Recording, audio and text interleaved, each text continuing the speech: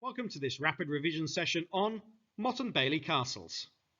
This is part of a series looking at how William consolidated his power in England and maintained his presence and control there. In towns and cities all over England, you'll see mounds like this. Not everywhere's got them, and some of them are actually in the middle of nowhere. You might have passed one yourself. This one is near to me in Barnstable. It's right next to the library. As a child, I saw it and never really considered what it was. But if we have a look at one at nearby Totnes, which is still rather more complete, it becomes very clear. This is the remains of an early castle. This is not a natural hill, this is a man-made motte. Part of the network of Motte and Bailey castles that William the Conqueror built all over England. These were power bases for his most powerful nobility. They were military bases for his knights and soldiers. And they were an intimidating presence for the Anglo-Saxons who would often be forced to build them. So what were Motte and Bailey castles? This artist's impression shows a pretty good diagram of a typical Motte and Bailey castle. Here are the main features. Firstly, the motte. Do not, I repeat, do not confuse this with the moat. The spelling's different, the pronunciation's different, and the function is incredibly different. The motte was a mound of earth. Most mottes were not usually very high, usually less than 5 meters tall. But actually this would provide a significant advantage, especially with a wooden tower built on top of it. We've then got that wooden tower. This was known as the keep. This was usually built out of wood early on, but sometimes replaced in stone.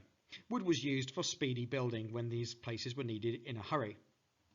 Then we've got the large enclosure next to it. This is the bailey. The bailey was the fenced area around the motte. It would have been full of buildings where the soldiers lived, stored their weapons and stabled their war horses. And when it comes to Motte and Bailey castles, it's worth remembering what is what. The bailey is where the buildings are, the motte is the mound. So if that alliteration helps you, then use it. Bailey, buildings. Motte, mound. The palisade was a fence which gave protection in case of attacks. This was usually made of wooden stakes driven into the ground, and again, they might be replaced in stone later on for extra security, once things had calmed down enough that they could do it. But we mustn't forget the psychological impact of the castles. This was really significant. They sent out the message that the Normans had taken control and that any rebellion was pointless because of the soldiers kept in the Motte and Bailey castles. The Anglo-Saxon Chronicle recorded that the Normans filled the castles with devils and evil men, summing up the feelings of the Anglo-Saxons to these new appearances in the landscape. And yet, when we see them in England today, it's almost like they've always been there.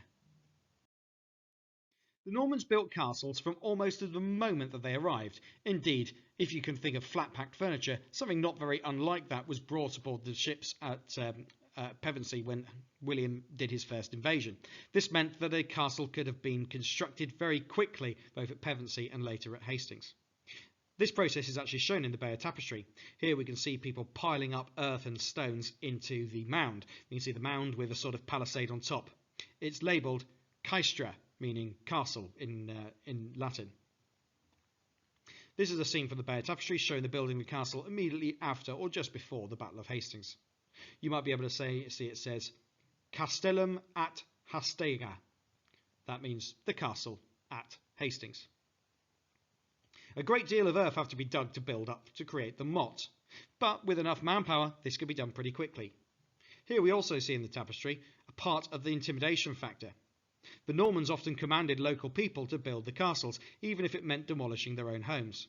Here the artist has shown the power imbalance. The Norman is shown in very formal clothes, holding a flag and pointing as if they're ordering.